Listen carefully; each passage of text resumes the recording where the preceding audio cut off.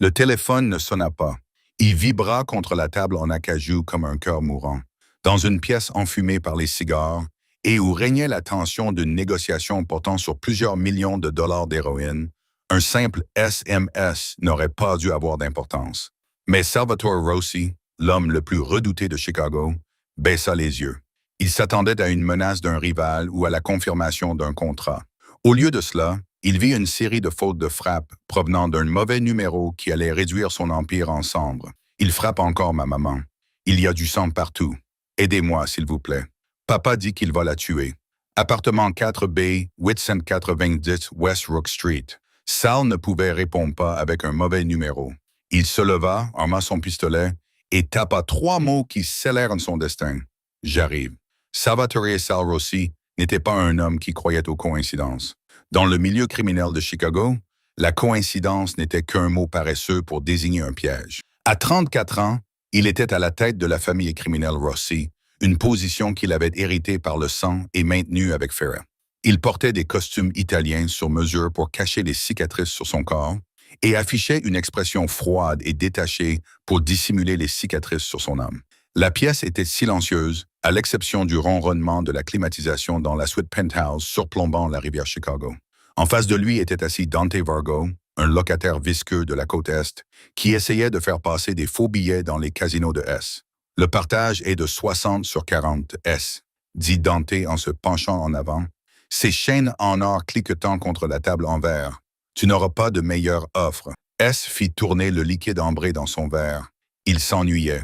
Il s'ennuyait tout le temps ces derniers temps. La violence avait perdu tout son intérêt. L'argent n'était plus qu'une série de chiffres sur un écran. Il s'apprêtait à refuser l'offre lorsque son téléphone personnel, celui dont seules 5 personnes au monde connaissaient le numéro, se mit à vibrer. Il jeta un coup d'œil. Le numéro était inconnu. L'indicatif était local. Il bat encore ma maman. Il y a du sang partout. Aidez-moi, s'il vous plaît. Papa dit qu'il va la tuer. Appartement 4B, 890 West Rook Street. 9. Le monde s'arrêta. L'air sans la pièce semblait gelé. S fixait l'écran. Les fautes d'orthographe, le désespoir. C'était un enfant. Un enfant qui avait probablement essayé d'envoyer un SMS à une tante, une grand-mère, ou peut-être à la police, et qui avait tapé les chiffres dans la panique. S demanda Dante, sentant le changement d'atmosphère. Il y a un problème? S ne l'entendit pas. Son esprit fit un bond en arrière de 20 ans. Il vit sa propre mère sur le sol de la cuisine. Il entendit le bruit sourd de la ceinture de son père. Il se souvint de ce qu'il avait ressenti à l'âge de 6 ans, caché sous l'évier, souhaitant être assez grand pour mettre fin à tout cela. Il n'était pas assez grand à l'époque. Il était assez grand maintenant. Il se leva brusquement, sa chaise raclant bruyamment le sol. La réunion est terminée. Quoi? Dante s'est exclamé en se levant. Vous ne pouvez pas partir comme ça. Nous avons un accord sur la table. S et regardait Enzo, son bras droit et son plus vieil ami, qui se tenait près de la porte. Enzo, va chercher la voiture, le SUV. Apporte la trousse médicale. Patron. Enzo a froncé ses sourcils foncés. Nous avons une livraison qui arrive au port dans 1 heure. J'ai dit, va chercher la voiture, rugit S, la voix brisée par une rage qui n'avait pas fait surface depuis une décennie. Dante Vargo commit l'erreur d'attraper le bras de S. Écoute-moi bien, Rossi. S ne le regarda même pas. Il gifla Dante d'un mouvement si rapide qu'il en était flou. Le bruit des jointures frappant l'os résonna dans le penthouse. Dante s'effondra sur le sol, se tenant le nez cassé. Elle s'enjamba son corps et tapa sur son téléphone tout en se dirigeant vers l'ascenseur. « J'arrive. Trace ce numéro », ordonna S à Enzo, alors qu'ils entraient dans l'ascenseur privé. « Je veux savoir qui vit au 890 West Rook Street maintenant. » Enzo sortit sa tablette et ses doigts se mirent à voler sur le clavier. West Rook, c'est le quartier pauvre, le territoire du gang de S. Les rois règnent sur ce quartier. Pourquoi on y va? Une petite fille m'a envoyé un SMS, dit Sal, baissant la voix jusqu'à murmurer. Elle pense que je suis quelqu'un qui se soucie d'elle. Naine. Enzo s'arrêta, regardant son patron. Il connaissait l'histoire de Sal. Il connaissait les fantômes qui le hantaient. Je l'ai trouvé, dit Enzo, le visage pâle, tandis que les données se chargeaient. La locataire est Clara R. Mitchell, mère célibataire. Attends, S, tu ne vas pas aimer ça. Écoute, le bail est à son nom, mais il y a un co-signataire pour les services publics, le détective Richard Gable. Les yeux de S se plissèrent. Rick Gable, un inspecteur de la brigade des mœurs connu pour racketter les dealers et fermer les yeux pour le plus offrant. Un flic corrompu avec un badge pour cacher ses péchés. Un flic crachat sale comme s'il s'agissait d'un poison. Encore mieux, sale. Si on bute un flic, prévint Enzo, les portes de l'ascenseur s'ouvrant sur le garage. Ce n'est pas un flic ce soir, Enzo, dit-il en sortant un Sig Sauer P226 silencieux de la boîte à gants de l'escalade noire. Ce soir, c'est juste un homme qui frappe les femmes. La pluie avait commencé à tomber sur le côté ouest, transformant la crasse de Rook Street en une pâte noire et glissante. L'immeuble était une structure en briques délabrées qui sentait le moisi et l'urine rance. À l'intérieur de l'appartement 4B, Clara Mitchell essayait de mourir en silence. Elle était recroquevillée en position fétale sur le sol en linoléum de la cuisine, les bras enroulés autour de sa tête. Les coups de pied tombaient à un rythme régulier. Boum! Allaitement! Boum! Allaitement! Tu crois que tu peux partir? Hurla Rick Gable, le visage rouge de whisky et de rage. Il ne portait pas son uniforme, juste un maillot de corps taché et un jean. Tu m'appartiens, Clara. Qui va te croire? Hein? Les flics! Je suis les flics! Clara avait un goût de sang dans la bouche. Sa lèvre était fendue. Ses côtes lui faisaient mal comme si elles étaient brisées, mais elle ne criait pas. Si elle restait silencieuse, peut-être qu'il ne se souviendrait pas de Lily. Lily, sa fille de 6 ans, se cachait dans le placard de la chambre. Clara l'avait poussée là dès que Rick avait commencé à boire, en mettant son vieux téléphone portable dans les petites mains de l'enfant. « Envoie un SMS à Oncle Ben », lui avait-elle chuchoté. « Dis-lui de venir. » Clara ne savait pas qu'Oncle Ben avait changé de numéro 6 mois auparavant. « Regarde-moi quand je te parle. » Rick attrapa Clara par les cheveux et la souleva. Il leva le poing, les jointures marquées par des années de brutalité. Clara ferma les yeux, attendant l'obscurité. Boum! La porte d'entrée ne s'ouvrit pas simplement. Elle explosa vers l'intérieur. Le bois se fendit avec une violence qui fit trembler les murs. Rick se retourna brusquement, lâchant Clara. Qu'est-ce que c'est que ça? Debout dans l'embrasure de la porte, se tenait une silhouette sculptée dans l'obscurité. Salvatore aussi mesurait 1,90 m, son manteau en laine coûteux absorbant la faible lumière du couloir. Derrière lui se tenait Enzo, ressemblant à un sinistre faucheur. Sal ne dit rien. Il entra dans l'appartement, ses chaussures en cuir italien craquant sur le cadre de porte brisé. « Qui êtes-vous? » rugit Rick, pris par son instinct. Il porta la main à la ceinture de son jean, où était glissée son arme de service. « Je suis policier. Je vais vous descendre ici même. » S se déplaça avec une grâce terrifiante. Il comble la distance avant même que Rick ait pu saisir la crosse de son arme. S n'utilisa pas son arme. Il n'en avait pas besoin. Il attrapa le poignet de Rick en plein vol. Il y eut un craquement écœurant lorsque S lui tordit le bras vers l'arrière. Rick hurla, un son aigu qui fut coupé net lorsque S lui enfonça un genou dans le ventre. Rick s'effondra, tombant à genoux, haletant. « Police! » haleta Rick, levant les yeux, terrifié. « Vous ne pouvez pas! » S s'accroupit, son visage à quelques centimètres de celui de Rick. Les yeux de S étaient vides, dépourvus de toute pitié. « Vous aimez frapper les gens qui ne peuvent pas riposter, Richard. C'est votre truc? Vous savez qui je suis? » cracha Rick, du sang coulant de sa bouche. « Je sais exactement qui vous êtes, » murmura S. « Tu es un homme mort. » S se releva et asséna un seul coup de pied calculé à la tempe de Rick. Le flic corrompu s'effondra, inconscient, tremblant légèrement sur le sol. S se tourna immédiatement vers la femme. Il s'agenouilla à côté de Clara, son attitude passant instantanément de bourreau à sauveur. Il passa ses mains au-dessus d'elle, craignant de toucher ses blessures. « Maman, » dit-il doucement. « Clara. » Clara tressaillit, son seul œil ouvert écarquillé de terreur. Elle vit un homme en costume, armé, qui venait de démanteler un monstre. « S'il vous plaît, » gémit-elle, « ne lui faites pas de mal, ce n'est qu'un bébé. »« Je ne vais faire de mal à personne, » dit S. « Où est-elle? Où est-ce la petite fille? »« Dans le placard, » souffla Clara, avant que la douleur ne la submerge et qu'elle ne sombre dans l'inconscience. « Enzo, emmène-la à la voiture immédiatement. Appelle le docteur Evans et dis-lui de nous rejoindre au refuge, » ordonna Enzo, d'ordinaire stoïque, semblait bouleversé par l'état de la femme. Il prit Clara délicatement dans ses bras. « Tout de suite, patron. » S se dirigea vers la chambre. La porte était en bois. C'était une chambre d'enfant, mais elle était vide. Pas de jouets, juste un matelas posé à même le sol. « L'ail » appela S d'une voix douce. « Silence !» Il s'agenouilla près de la porte du placard. Il pouvait entendre de petits halètements frénétiques de l'autre côté. « Lily, je m'appelle S. Tu m'as envoyé un SMS. Tu m'as dit de venir. » La porte s'entr'ouvrit en grinçant. Un œil bleu unique apparut, grand ouvert et humide de larmes. Elle tenait le téléphone comme un bouclier. « Tu n'es pas oncle Ben. » Une petite voix tremblait. « Non, ennemi S. Je ne le suis pas. Mais oncle Ben n'a pas pu venir. Alors il m'a envoyé pour vous sortir, toi et ta maman, d'ici. » Lily poussa la porte. Elle portait un pyjama dépareillé et une seule chaussette.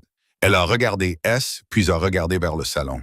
Le méchant homme d'or, S a regardé le corps inconscient du détective Rick Gable. « Oui, il va dormir pendant longtemps. » Lily est sortie, la lèvre inférieure tremblante. « Tu l'as réparé? » S a tendu la main. Elle était grande, couverte de cicatrices et tachée d'une goutte du sang de Dante Vargo qu'il essuya rapidement sur son pantalon. « J'y travaille, mais nous devons partir maintenant.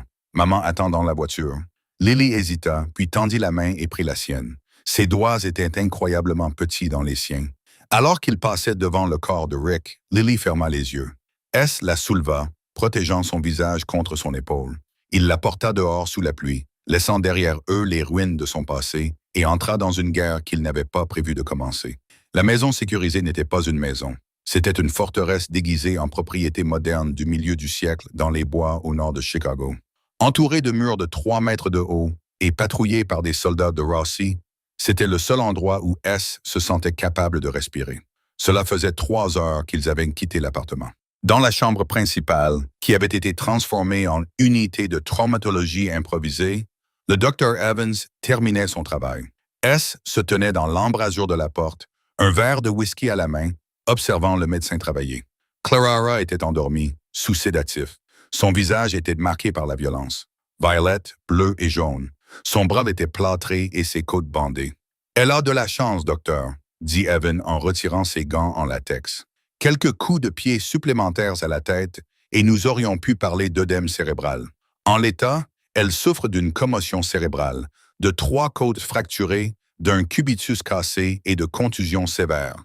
Elle a besoin de repos, S. Plusieurs semaines. Elle restera ici aussi longtemps qu'il le faudra, dit S d'une voix neutre. « Et la petite fille ?» demanda Evans. « Elle est dans la salle multimédia. » Enzo regarde la Reine des Neiges avec elle. S s'est dirigé vers le couloir. Le contraste entre les 2 pièces était saisissant. Dans l'une, une femme battue. Dans l'autre, son tueur à gages le plus redoutable chantait « Let it go » pour empêcher une fillette de 6 ans de pleurer. S est entré dans la salle multimédia. Lily était recroquevillée sur l'énorme canapé en cuir, enveloppée dans une couverture qui coûtait plus cher que la voiture de sa mère. Elle était propre maintenant, après avoir pris un bain chaud préparé par la femme de ménage, Maria. Elle mangeait d'un bol de macaroni au fromage, comme si elle n'avait pas vu de nourriture depuis des jours.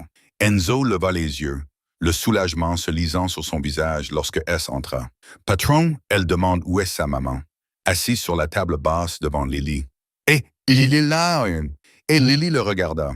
Elle était terriblement observatrice pour une enfant. « Ma maman est morte? »« Non, » répondit S fermement. « Elle dort. Le médecin lui a donné des médicaments pour soulager sa douleur. Quand elle se réveillera, elle aura mal, mais elle ira bien. » Lily acquiesça lentement. Elle posa sa cuillère. « Tu es un méchant? » Le silence se fit dans la pièce. Enzo se raidit. S regarda la petite fille. Il aurait pu mentir. Il aurait pu lui dire qu'il était un homme d'affaires, un sauveur, un héros. Mais Sal Rossi ne mentait pas aux enfants. Certaines personnes le pensent. Il dit « Je fais parfois de mauvaises choses, mais je ne serai jamais un méchant pour toi ou ta mère. Tu comprends? » Lily réfléchit à cela. Rick est policier. Il dit qu'il est gentil, mais il nous fait du mal. Être policier ne fait pas de toi quelqu'un de gentil, Lily. Et être moi ne fait pas de moi quelqu'un de méchant. C'est ce que tu fais qui compte. Lily sembla accepter cela. Elle se pencha en avant et murmura « Merci d'être venu. J'avais peur d'avoir composé le mauvais numéro. »« Tu as composé le mauvais numéro, Lily, » dit S, un léger sourire effleurant ses lèvres. Mais c'était de la bonne personne. À ce moment-là, le téléphone d'Enzo vibra. Il regarda l'écran et son visage pâlit.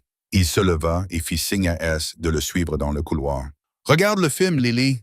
Je reviens tout de suite, S. » Dans le couloir, Enzo semblait sur le point de vomir. « Qu'y a-t-il? » demanda S. « La police va-t-elle faire une descente dans l'appartement? »« C'est pire que ça, S. »« Bien pire, siffla Enzo. » J'ai demandé au gars de fouiller l'appartement de Rick Gable pendant notre absence. Nous avons trouvé son registre. C'est un flic corrompu, Enzo. Nous savions qu'il avait un registre. Non, S. Il n'est pas seulement corrompu. C'est le collecteur. S se figea. Pour qui? Des O'Connors, répondit Enzo, citant le nom de la mafia irlandaise qui contrôlait le nord de la ville. La famille Rossi et les O'Connors étaient engagés dans un fragile cessez-le-feu depuis 5 ans.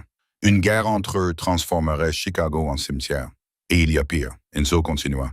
Rick n'est pas seulement leur collecteur de fonds, c'est le fils bâtard de Liam O'Connor, celui qu'il ne mentionne pas dans ses comptes, mais qu'il protège comme un loup. Se ferma les yeux et expira un long nuage de fumée qu'il n'avait pas fumé. Il venait d'envoyer le fils de son plus grand rival à l'hôpital. Il avait kidnappé la femme que le flic considérait comme sa propriété. Liam O'Connor brûlera la ville pour récupérer la propriété de son fils, dit Enzo avec insistance. Nous devons les laisser partir. Donnons de l'argent à la femme. Mettons-les dans un bus qui les emmènera nulle part, s'ils les trouvent ici. Se regarda en arrière à travers la porte ouverte de la salle multimédia. Lily s'était endormie, le pouce dans la bouche, en sécurité pour la première fois de sa vie.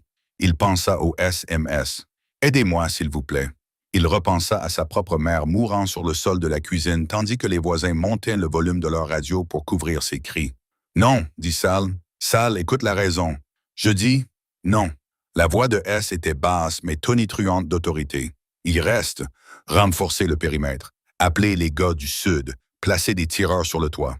Tu déclenches une guerre pour une inconnue, murmura Enzo terrifié. Elle n'est plus une inconnue, dit S en se retournant pour regarder l'enfant endormi. Elle fait partie de la famille. L'interphone de la porte d'entrée sonna. Patron, grésilla la voix du chef de la sécurité dans la radio. Nous avons 3 Suburban noirs qui s'arrêtent devant la porte. Ce sont les Irlandais. Ils disent vouloir parler.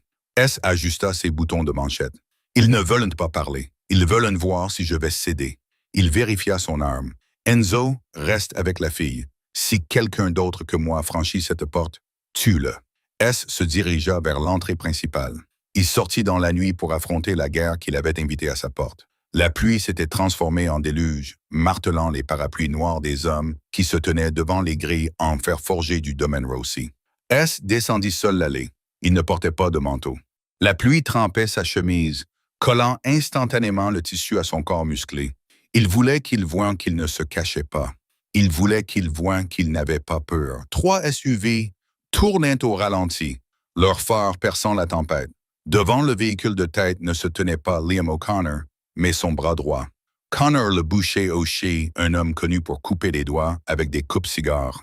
Salvatore. Connor hocha la tête, sa voix à peine audible malgré le tonnerre. « Tu as l'air trempé. Tu sembles loin de chez toi, Connor, » répondit S, s'arrêtant à 1,5 mètres du portail. Il ne l'ouvrit pas. D'habitude, vous, les gars du Sud, vous avez le nez qui saigne quand vous venez aussi loin au nord. Connor sourit, mais son regard était froid. Nous sommes juste venus chercher quelque chose, S. Vous avez quelque chose qui appartient à un de nos amis, un détective, Gable. J'ai une femme et un enfant, dit-il d'une voix calme, mais qui avait un poids mortel. Est-ce que ce sont des choses à récupérer pour Rick? Oui. Connor haussa les épaules. Une dispute domestique. Ça ne te regarde pas, ça ne nous regarde pas. Donne-les-nous et on oubliera que tu as envoyé un flic aux soins intensifs. S rit. C'était un son sombre et sec. Rick Gable n'est pas seulement un flic, n'est-ce que pas? S'il n'était qu'un flic, tu ne serais pas là sous la pluie. Connor serait dit. Attention, Rossi. C'est de l'erreur de Liam, dit S, lâchant la bombe. Le fils bâtard qu'il a eu avec cette serveuse en 98. Celui qu'il cache pour que sa femme ne découvre pas qu'il a rompu ses vœux. Le silence qui suivit était plus assourdissant que l'orage. Les hommes derrière Connor s'agitèrent nerveusement. C'était un secret qui pouvait détruire la famille O'Connor de l'intérieur. « Tu as fouillé, siffla Connor, la main glissant vers sa veste. « Je n'ai pas eu à fouiller bien loin. » Rick parle quand il a peur, mince S avec aisance. « Voici comment ça va se passer, Connor. Tu retournes voir Liam. Tu lui dis que son fils a enfreint la seule règle que nous respectons tous. Les enfants sont hors limite. Dis-lui que je garde la fille et la mère. S'il les veut, il devra réduire Chicago en cendres. Et s'il essaye, je m'assurerai que tous les journaux de la ville publient en une l'histoire de son fils illégitime. » Connor fixa S pendant un long moment, évaluant la menace.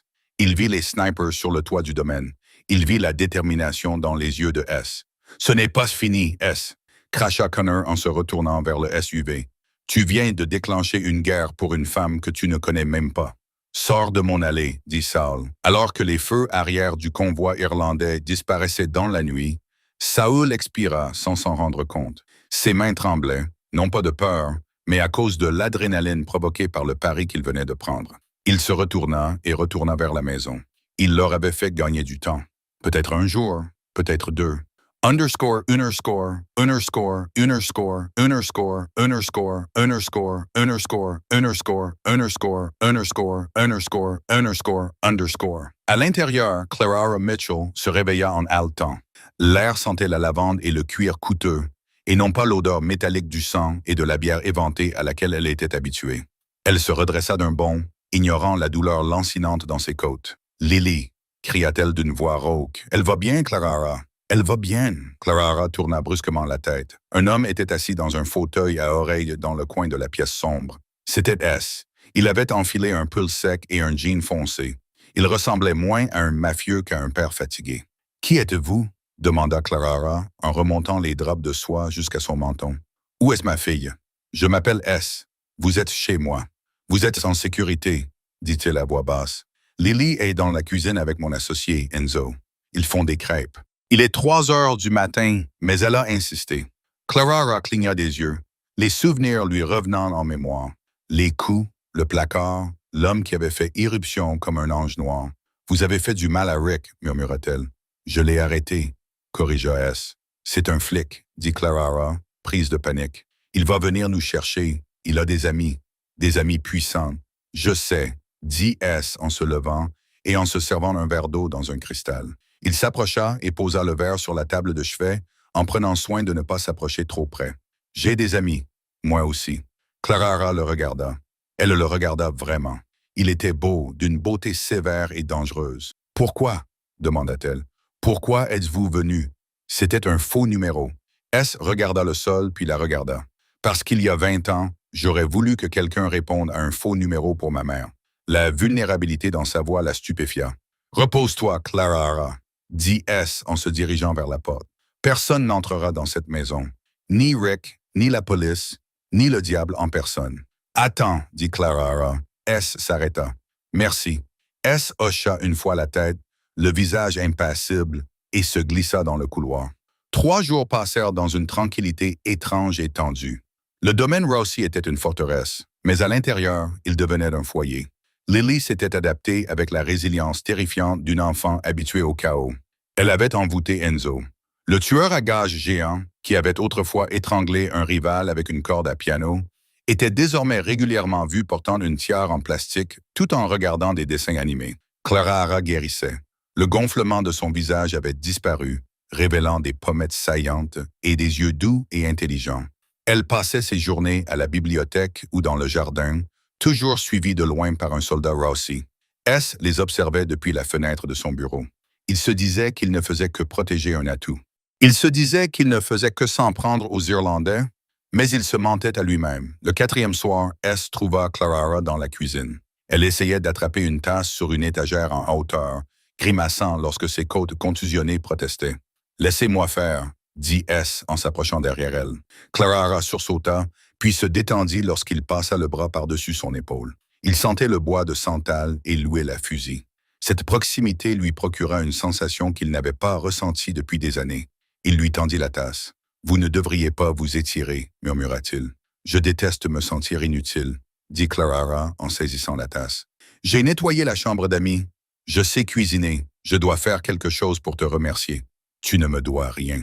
Je te dois nos vies, S. » Clara se tourna vers lui. Seul l'îlot de cuisine les séparait. « Mais j'ai besoin de savoir ce qui va se passer ensuite. Nous ne pouvons pas rester ici éternellement. Rick va se réveiller. Les gens que tu as refoulés à la porte, ils reviendront. Je m'en occupe. »« Comment ?» demanda Clara. « En les tuant? En déclenchant une guerre? Si je le dois. Je ne veux pas avoir ça sur la conscience, dit Clara, la voix tremblante. Je ne veux pas que Lily grandisse en sachant que des gens sont morts pour elle. » S contourna l'îlot, réduisant la distance qui les séparait. Il lui prit les mains. Elles étaient rugueuses à force d'avoir frotté les sols et travaillé 2 fois plus pendant des années. Clara, regarde-moi. Le monde dans lequel tu vivais avec Rick, c'était une cage. Ici, dit-il en désignant la maison, c'est une forteresse. Mais là-bas, entre les cages et les forteresses, il y a des loups. Je suis le plus grand des loups. Tant que tu seras avec moi, les autres loups ne te toucheront pas. Et si je ne veux pas être avec un loup? Demanda-t-elle doucement. S la fixa, ses yeux sombres scrutant les siens. Alors, dès que tu seras guéri, je te donnerai une nouvelle identité, une pile d'argent et un billet d'avion pour la destination de ton choix. Tu n'auras plus jamais à me revoir. Clara ressentit une vive douleur dans la poitrine à l'idée de partir. En 4 jours, cet homme dangereux lui avait montré plus de respect que Rick en 4 ans. « Je n'ai pas dit que je voulais partir, murmura-t-elle. L'air entre eux crépitait. S se pencha d'1 centimètre. Il voulait l'embrasser. Il voulait effacer de son esprit tout souvenir de Rick Gable. Crash! Le bruit du verre brisé retentit à l'avant de la maison. Au moment où l'alarme se mit à hurler, un cri aigu signala une intrusion. L'attitude de S changea instantanément. L'homme dans la cuisine disparut. L'aube apparut. D'un mouvement fluide, il sortit son arme de l'étui accroché dans le creux de son dos. « À terre !» cria-t-il en poussant Clara derrière le lourd îlot en marbre. « Lily !» hurla Clara en essayant de courir vers le salon. « Enzo là !»« Restez à terre !» ordonna Sal. Des coupes de feu retentirent. Pas le bruit des armes de poing, mais le crépitement lourd et rapide des armes automatiques. Ils entraient par les fenêtres de devant. Enzo rugit S dans sa radio en se dirigeant vers le couloir en restant baissé. Rupture de statut dans le secteur nord. La voix d'Enzo crépitait, essoufflée. Ils ont enfoncé le portail avec un camion. J'ai la fille dans la pièce sécurisée. On est coincé. S jura. Les Irlandais avaient intensifié leurs efforts. Ils ne se contentaient pas d'envoyer un message. Ils avaient envoyé un commando. S jeta un œil au coin du couloir. 3 hommes en tenue tactique et cagoulés traversaient son hall d'entrée en balayant les lieux avec leurs fusils. Ce n'étaient pas des voyous de rue. C'étaient des pros. Des mercenaires payés par les Huckner. S n'hésita pas. Il leva son Sig Sauer et tira 3 fois. 2 hommes tombèrent. Le 3e se précipita pour se mettre à couvert derrière un pilier, tirant des rafales de balles dans le couloir. Des éclats de plâtre et de bois explosèrent autour de la tête de S. Il se baissa, le cœur battant à tout rompre. Il regarda vers la cuisine. Clara était recroquevillée sur le sol, les mains sur les oreilles. « Clara !» cria S par-dessus les couves de feu. « Rampe jusqu'au garde-manger, verrouille la porte et ne l'ouvre pas à moins d'entendre ma voix. »« Sal, fais attention !» cria-t-elle. S serra les dents. Il avait été négligent. Il avait baissé sa garde. Et maintenant, ils étaient dans sa maison. Il bougea. Il ne battit pas en retraite. Il attaqua. Il contourna la salle à manger et arriva derrière le mercenaire, coincé contre le pilier. L'homme se retourna, mais S fut plus rapide. Bang! Le hall d'entrée fut dégagé pendant 1 seconde, mais d'autres ombres se déplaçaient sur la pelouse. S sprinta vers l'entrée de la pièce sécurisée dans la bibliothèque. Il devait rejoindre Lily et Enzo. Ils devaient se regrouper. Il fit irruption dans la bibliothèque au moment où la fenêtre explosait vers l'intérieur. Une bombe siffla sur le sol. Du gaz lacrymogène. S toussa, les yeux brûlants. Il tira à l'aveuglette vers la fenêtre, empêchant l'entrée. Il sentit une main attraper sa veste. C'était Enzo qui le tirait vers le passage secret derrière la bibliothèque. La lourde porte en acier se referma brusquement, isolant le gars et le bruit. Dans le silence soudain de la pièce sécurisée, le seul bruit était les sanglots de Lily.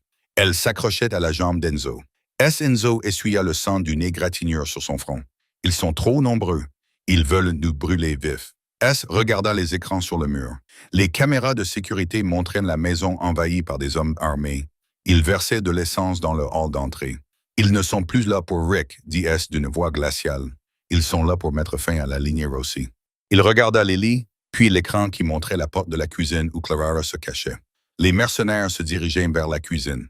S sentit son sang se glacer. « Enzo, » dit S en vérifiant son chargeur. « Emmène la file dans le tunnel. Va au hangar à bateau. Fais-la sortir. »« Et toi ?» demanda Enzo. « Je retourne chercher Clara. »« S, c'est du suicide.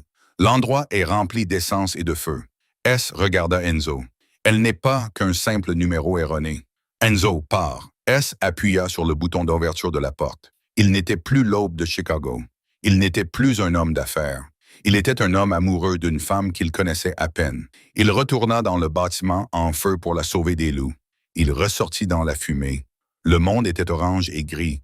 Le rugissement du feu était assourdissant. Une créature vivante dévorait la propriété Rossi pièce par pièce. Les tapis persans coûteux servaient de combustible. Les boiseries en acajou faisaient d'office de plis-bois. S se déplaçait dans la fumée comme un spectre. Ses yeux brûlaient, des larmes coulaient sur son visage, non pas à cause de l'émotion, mais à cause de l'odeur âcre, des gaz lacrymogènes et du plastique en fusion. Il tenait un mouchoir humide pressé contre son nez d'une main, son Sig Sauer levé de l'autre. Il connaissait cette maison mieux que lui-même. Il savait que la planche craquait. Il connaissait les angles morts. Un mercenaire émergea de la salle à manger, se découpant sur un mur de flammes. Il ne vit pas S dans l'ombre du couloir. S n'hésita pas. 2 balles dans la poitrine. L'homme retomba dans l'enfer. S enjamba le corps, la chaleur lui brûlant la peau à travers ses vêtements. Clara, il atteignait la cuisine. C'était un champ de bataille. L'îlot où il se trouvait quelques instants auparavant était détruit par les tirs. L'air était chargé de fumée, la visibilité quasi nulle. Clara, rugit-il, la voix cassée. Pas de réponse, juste le crépitement du feu et le gémissement des poutres. Il rampait vers la porte du garde-manger. Elle était verrouillée de l'intérieur, comme il l'avait ordonné. « Clara, ouvre la porte !» cria-t-il en frappant le bois. La porte était brûlante au toucher. Silence. Puis un faible bruit de tout. « Clara !» Il n'attendit pas. Il pointa son pistolet sur la serrure et tira 3 fois. Le bois se fendit. Il enfonça la porte d'un coup de pied. Clara était recroquevillée dans un coin, serrant un couteau de cuisine. Son visage était couvert de suie et de larmes. Elle leva les yeux, le regard terrifié, puis incrédule. « Sale, dit-elle d'une voix rauque. Nous devons partir maintenant. » Il rangea son arme et la souleva. Elle était légère, l'adrénaline lui donnant une force qu'il ne se connaissait pas. « Le feu, dit-elle d'une voix étranglée, enfouissant son visage dans sa poitrine. « Retiens ta respiration, ordonna Sal. Il retourna dans la cuisine. Le plafond au-dessus de l'îlot craqua et s'effondra, laissant tomber une cascade de débris enflammés qui bloquèrent le passage vers le couloir principal. Ils étaient piégés. La fenêtre. Sal prit une décision instantanée. Nous sortirons par la fenêtre. Il se précipita vers le mur du fond.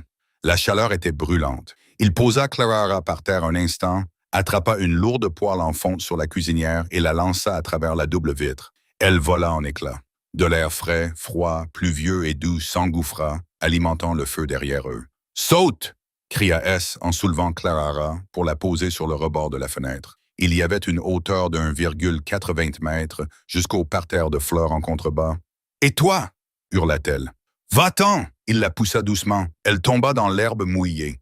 S grimpa sur le rebord de la fenêtre juste au moment où la porte de la cuisine explosait vers l'intérieur.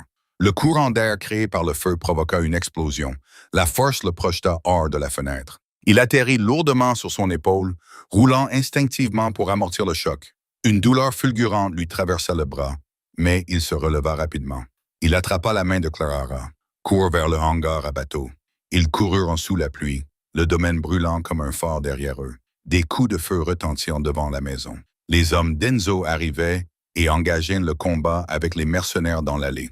Une symphonie chaotique de sirènes, de coups de feu et d'alarmes incendies emplit la nuit. Ils atteignirent le hangar à bateau situé à l'extrémité de la propriété, près de la rivière.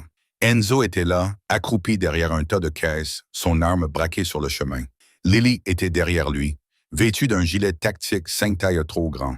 Senzo baissa son arme, le soulagement envahissant son visage balafré. « Je te croyais fichu.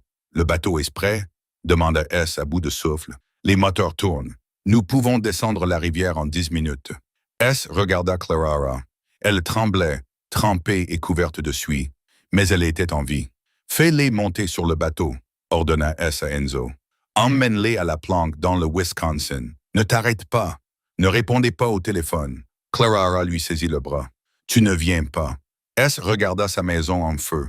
Il regarda les gyrophares des voitures de police. De vrais policiers cette fois, qui envahissaient le portail. « Si je pars maintenant, ils ne cesseront jamais de nous traquer. » dit-il d'une voix dure. « Tout cela se termine ce soir. Je dois en finir. »« Non, » pleura Clara en le serrant contre elle. « Tu vas mourir. »« Je ne mourrai pas, » promit S. Il prit son visage entre ses mains, essuyant une trace de cendre sur sa joue avec ses pouces. « J'ai une raison de vivre maintenant. Il l'embrassa. C'était un baiser désespéré, qui avait le goût de la fumée, de la pluie et d'une promesse. Il ne dura qu'une seconde, mais lui sembla durer une éternité. Va-t'en, murmura-t-il. Enzo guida Clara et Lily vers l'élégant arbor. Lily se retourna et agita sa petite main. Au revoir, S. S regarda le bateau démarrer dans un rugissement et disparaître dans l'obscurité de la rivière. Puis il se retourna vers le feu. Il sortit son téléphone de sa poche. Il était fissuré, mais fonctionnait. Il composa un numéro. « C'est Rossi », dit-il dans le téléphone. « Appelez la commission. Dis-leur que je veux rencontrer Liam O'Connor. Dis-leur que je suis prêt à me rendre. » Il raccrocha. Il ne se rendait pas. Il se rendait dans la tanière du lion pour lui trancher la gorge. Le lieu de la rencontre était un vestige d'une époque révolue. L'ancien quartier des usines sidérurgiques sur la rive sud du fleuve. C'était un cimetière de squelettes d'acier rouillés et de verre brisé. Un endroit où la ville déversait ses déchets et ses secrets. La pluie avait enfin cessé, laissant l'air chargé de l'odeur du béton humide et du métal oxydé. Salvatore Rossi gara la berline noire, seul depuis que sa flotte était réduite en cendres, et sortit dans la brume. Il était seul, ou du moins c'est ce qu'il voulait leur faire croire. Il ajusta les poignettes de sa chemise. Il n'avait pas pris la peine de mettre une veste de costume.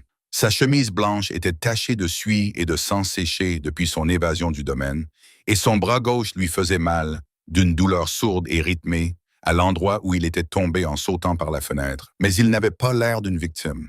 Il ressemblait à un homme se rendant à l'épicerie du coin, pas à un homme entrant dans une tanière de loup qui voulait sa tête sur un pieu. Il vérifia son téléphone une dernière fois. Un seul message d'Enzo. « Call sécurisé.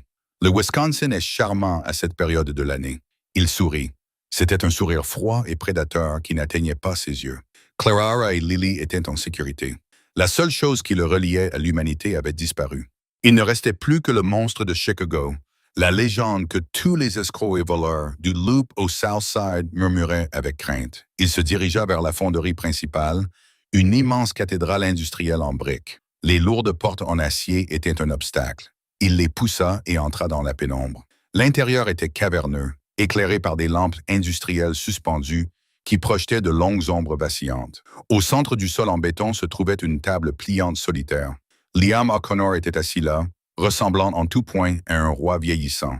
Ses cheveux argentés étaient parfaitement coiffés, son costume impeccable. À ses côtés se trouvaient 6 hommes, des gros bras, armés de fusils automatiques. Et debout légèrement derrière lui, vibrant d'énergie nerveuse et d'analgésique, se trouvait le détective Rick Gable. Rick avait l'air terrible. Son bras était en écharpe, son visage était enflé, et ses yeux scrutaient les ombres de l'entrepôt comme un rat pris au piège. Mais lorsqu'il vit S entrer seul, sans armes, un rictus se dessina sur sa lèvre fendue. « Tu as du culot, Rossi » lança Liam, sa voix résonnant sur le toit en tôle ondulée. « Je m'attendais à une armée. Au lieu de ça, tu m'apportes du linge sale. » S s'arrêta à 10 pas de la table. Il ne parla pas immédiatement. Il prit un moment pour étudier les poutres structurelles au-dessus d'eux, les sorties, les lignes de vue. « Je ne suis pas venu pour faire la guerre, Liam, » dit S d'une voix calme, qui portait sans effort dans le silence. « Je suis venu pour en mettre fin à une. La guerre a pris fin quand mes hommes ont incendié ton palais, » cracha Liam. « Tu es sans abri, tu es exposé, et tu es ici pour mendier des conditions. » Rick s'avança, incapable de se retenir. « Où est-elle? Où est Clara? » Il tourna lentement son regard vers Rick. C'était comme un poids physique qui pesait sur le détective. « Elle est partie, Rick. Elle est un fantôme maintenant. Tu ne la verras plus jamais. Tu ne sentiras plus jamais son odeur. Tu ne lui feras plus jamais de mal. »« C'est ma femme, » hurla Rick, le visage rouge vif. « Elle m'appartient. »« Elle n'est pas ta femme, » corrigea S doucement. « Elle était ta victime. Et quant à posséder des gens, c'est un état d'esprit dangereux pour un homme qui est sur le point de tout perdre. » Liam frappa du poing sur la table. « Assez de philosophie. Tu es ici pour te rendre, Rossi. Signe le transfert de territoire. Remets-nous les routes maritimes. Donne-nous la fille et sa mère. Peut-être que je te laisserai sortir d'ici. Peut-être que je te laisserai simplement partir au lieu de te tuer. » S mit la main dans sa poche. 6 fusils se levèrent instantanément. Le cliquetis métallique des verrous glissant dans leur logement emplit l'air. S bougea lentement, délibérément. Il sortit un paquet de cigarettes et un briquet en or. Il en alluma une, la flamme illuminant les angles durs de son visage. Il tira une longue bouffée. Il expira un nuage de fumée bleue et regarda Liam droit dans les yeux. « Pourquoi crois-tu que j'ai couru pendant les 4 dernières heures? » demanda S. « Pendant que tes hommes jouaient avec des allumettes chez moi, sais-tu ce que je faisais? »« Je me cachais? » ricana Liam. « J'étais à la banque, il a dit. Et puis j'étais au téléphone avec le contrôleur municipal. Et puis j'ai eu une conversation très intéressante avec la division des affaires internes. » Rick se raidit. Liam plissa les yeux. « De quoi parlez-vous? » demanda Liam. « Le registre, Liam, » dit S en secouant sa cendre sur le sol en béton. « Le registre de Rick, celui qu'il tenait pour s'assurer que tu ne le lâcherais jamais. Il détaille chaque pot de vin, chaque contrat, chaque cargaison d'héroïne que tu as fait passer par le Nord ces 10 dernières années. »« Tu bluffes, » grogna Liam, bien que sa confiance vacilla. « Rick n'oserait pas. Rick est une balance, » dit S en regardant le policier en sueur. « Les balances prennent des précautions. Mais voici la plus belle partie. Je n'ai pas donné le registre à la presse. Je ne l'ai pas donné au FBI. Pas encore. » S fit un pas en avant. Les gardes se raidirent, mais S les ignora. « J'en ai envoyé une copie à vos partenaires à Boston. » S mentit avec aisance. « Et une autre copie au cartel mexicain que vous avez escroqué. » Le visage de Liam O'Connor pâlit. Dans la mafia, voler ses ennemis, c'est du business. Voler ses partenaires, c'est une condamnation à mort. « Tu mens, » murmura Liam. « Vérifie ton téléphone, » le défia S. Liam sortit son téléphone de sa veste. Il fixa l'écran. Ses mains se mirent à trembler. Ce n'était pas un SMS de Boston ou du Mexique. C'était une notification indiquant que ses comptes offshore avaient été gelés. S avait utilisé ses relations pour déclencher un audit fédéral quelques minutes auparavant. « Espèce de fils de... » haleta Liam. « Je vais te démanteler, Liam, » dit Sal d'une voix grave et terrifiante. « Pièce par pièce, brique par brique. Demain matin, tu ne seras plus un boss, tu seras un boulet. Tes propres hommes te mettront d'une balle dans la tête juste pour se sauver de la pression que je vais faire peser sur toi. » Liam regarda ses gardes. Il vit l'hésitation dans leurs yeux. C'étaient des mercenaires payés en espèces. Si l'argent disparaissait, leur loyauté disparaissait aussi. « Tuez-le !» hurla Liam en pointant un doigt tremblant vers S. « Tuez-le maintenant! Je vous paierai le double, le triple! » Les gardes se regardèrent. Personne ne bougea. « Les comptes sont gelés, messieurs. » S s'adressa calmement aux gardes. « Mais pas les miens. Partez maintenant et vous trouverez 50 000 $ en espèces dans un casier à Union Station pour chacun d'entre vous. Restez et vous coulerez avec le navire. » Le choix n'était pas difficile. Le chef des gardes baissa son fusil, fit un signe de tête à S et se dirigea vers la porte. Les autres le suivirent comme des moutons. « Non! Revenez ici, bande de lâches! » Liam hurla. En quelques secondes, l'entrepôt était vide, à l'exception de 3 hommes, S, Liam et Rick. Liam s'effondra sur sa chaise brisée. Il savait que la partie était terminée. Mais Rick était trop stupide, trop ivre et trop en colère pour comprendre que la donne avait changé. Rick sortit un revolver à canon court de sa ceinture avec sa main valide. « Je me fiche de l'argent. Je veux retrouver ma vie. Tu m'as tout pris. » S regarda l'arme. Il ne broncha pas. Il jeta sa cigarette par terre et l'écrasa avec son talon. « Tu veux me tirer dessus, Rick? » S ouvrit grand les bras. « Vas-y, mais sache ceci. Si tu appuies sur la gâchette, tu mourras ici. Si tu la lâches, eh bien, tu mourras probablement de toute façon. Mais au moins, tu mourras comme un homme, pas comme un lâche. » La main de Rick tremblait. La rage luttait contre la peur. Il regarda S, cette silhouette imposante et sombre, et ses nerfs lâchèrent. Il ne pouvait pas le faire. Il lâcha le pistolet. Celui-ci heurta bruyamment le béton. « Je suis flic », sanglota Rick en tombant à genoux. « Vous ne pouvez pas me toucher. J'ai des droits. » S s'approcha du pistolet et le repoussa d'un coup de pied dans l'ombre. Puis il se pencha sur Rick. « Tu as perdu ton badge la nuit où tu as posé les mains sur Clara. S'il te plaît, » supplia Rick en levant les yeux, le visage baigné de larmes et de morve. « J'étais ivre. Je ne voulais pas faire ça. Elle sait comment me faire sortir de mes gonds. Ce n'était pas la bonne chose à dire. » Le calme que S avait maintenu pendant des heures vola en éclats. Le monstre brisa sa cage.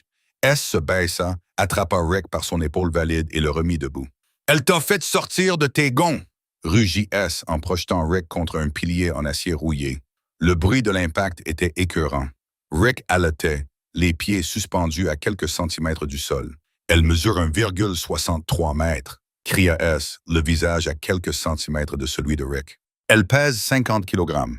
C'est une mère et tu l'as utilisée comme punching ball parce que tu es trop faible pour gérer ta propre vie pathétique. S le relâcha pour lui asséner un crochet du droit punitif dans les côtes, les mêmes côtes que Rick avait cassées à Clarara.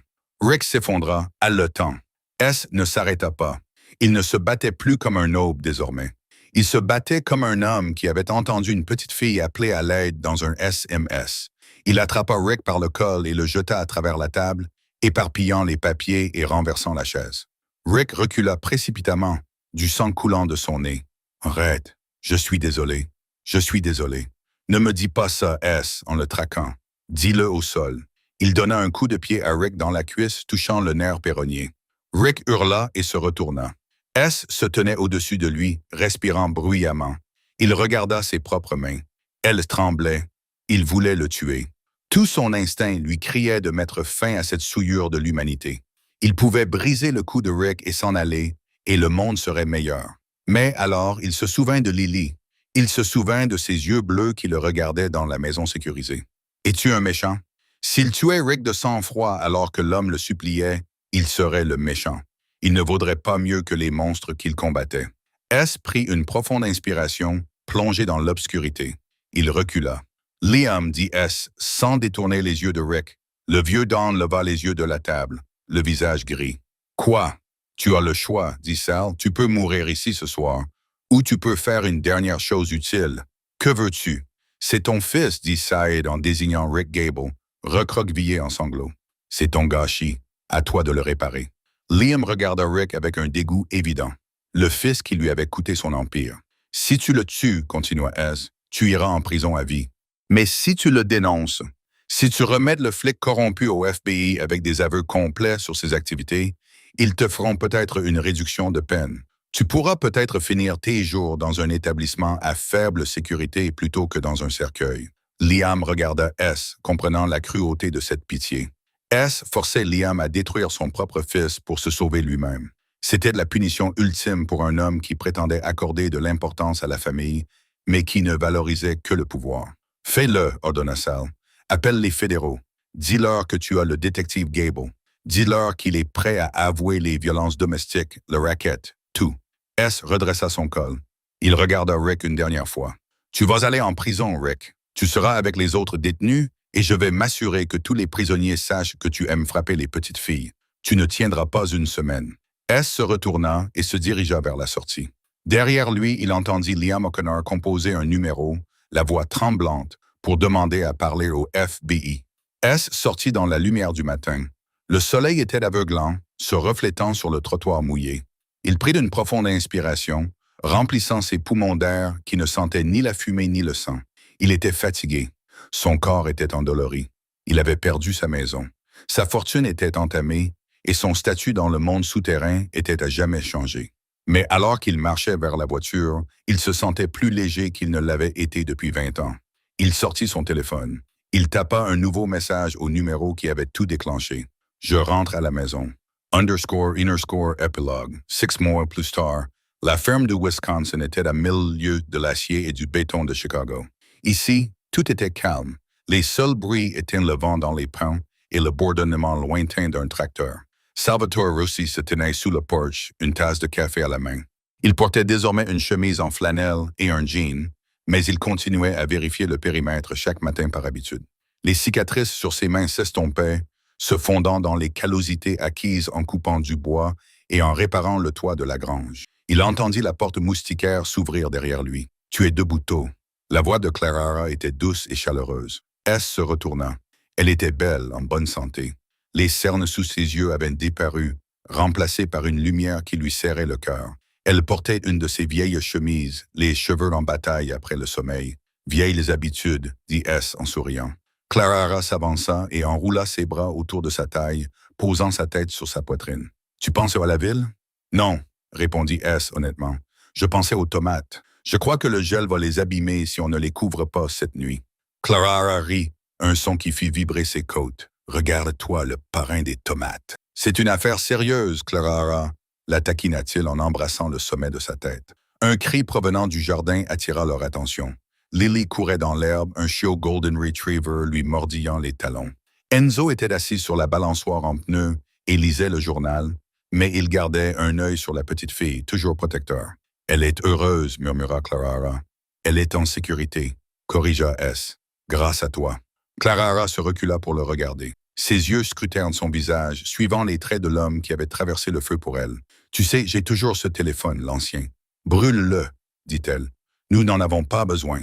J'ai relu le message hier, dit-elle. Celui qu'elle avait envoyé. S se tut. Il se souvenait de la vibration sur la table en acajou, le moment où l'univers avait basculé. « Je suis contente de ne pas avoir tapé le bon numéro, » dit Clara doucement.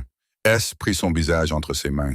Il regarda au-delà d'elle, Lily qui jouait au soleil, Enzo qui gardait leur paix, la vie qu'il avait construite à partir des cendres de ses péchés. « Moi aussi, » murmura S. Il se pencha et l'embrassa.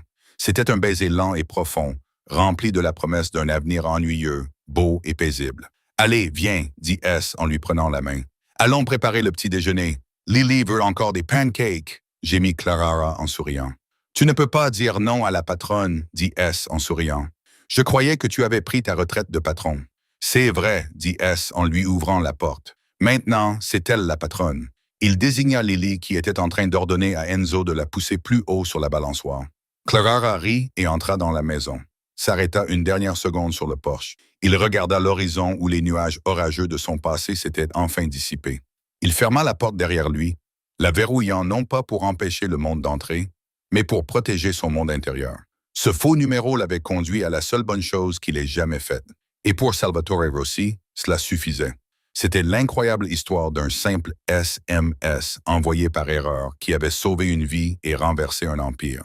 Des rues sombres de Chicago à la rédemption émouvante d'un parrain de la mafia, le parcours de Sal et Clara nous rappelle que parfois, l'aide vient des endroits les plus inattendus. C'est une histoire qui parle de courage, de seconde chance et des efforts que nous sommes prêts à faire pour les personnes que nous aimons. Si cette histoire vous a tenu en haleine, n'hésitez pas à cliquer sur le bouton « J'aime ». Cela aide vraiment la chaîne. N'oubliez pas de partager cette vidéo avec un ami qui aime les bons thrillers romantiques et abonnez-vous pour découvrir chaque semaine d'autres histoires captivantes comme celle-ci. Que feriez-vous si vous receviez un SMS envoyé par erreur comme celui-ci? Faites-le moi savoir dans les commentaires ci-dessous. Merci d'avoir regardé.